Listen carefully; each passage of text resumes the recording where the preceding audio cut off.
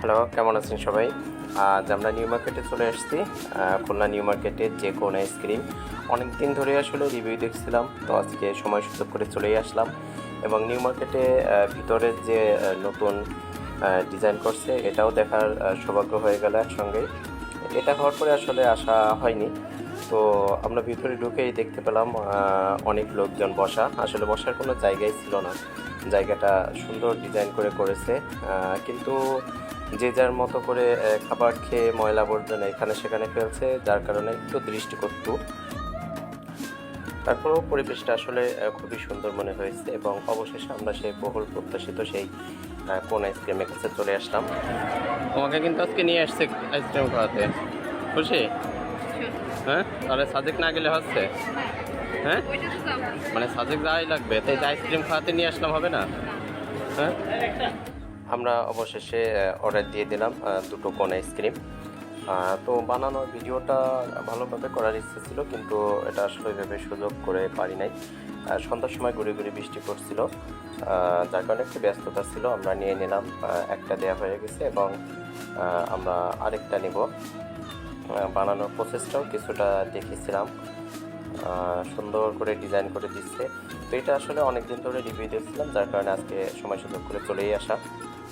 একটু খাই দেখা হয় আমারটা।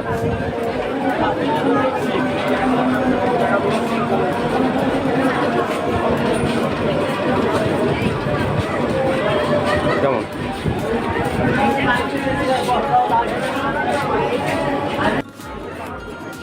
কেমন লাগতেছে?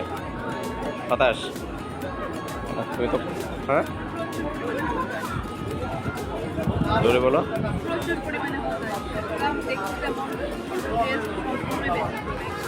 পাঞ্চে টাইপের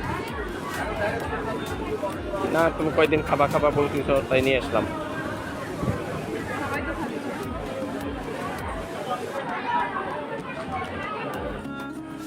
আইসক্রিমে আসলে আমরা দুজনেই খুবই হতাশ হয়েছি, আমাদের কাছে ভালো লাগেনি, একটু পাঞ্চে পাঞ্চে টাইপের এই রকমের। তো আসলে 30 টাকা দিয়ে ব্র্যান্ডের আইসক্রিম না খেয়ে এটা খাওয়া আসলে বোকামি।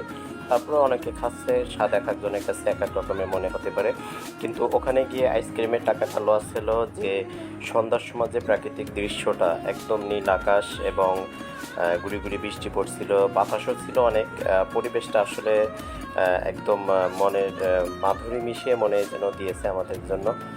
তো এটাও উপভোগ করেছি।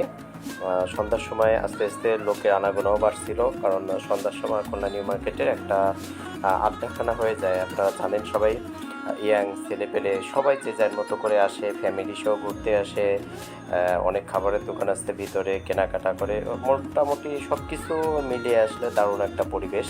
তবে সবথেকে বেশি যেটা ভালো লেগেছে সন্ধ্যার সময় যে নীল আকাশটা এবং বাতাস ছিল অনেক, পরিবেশটা সত্যি চমৎকার।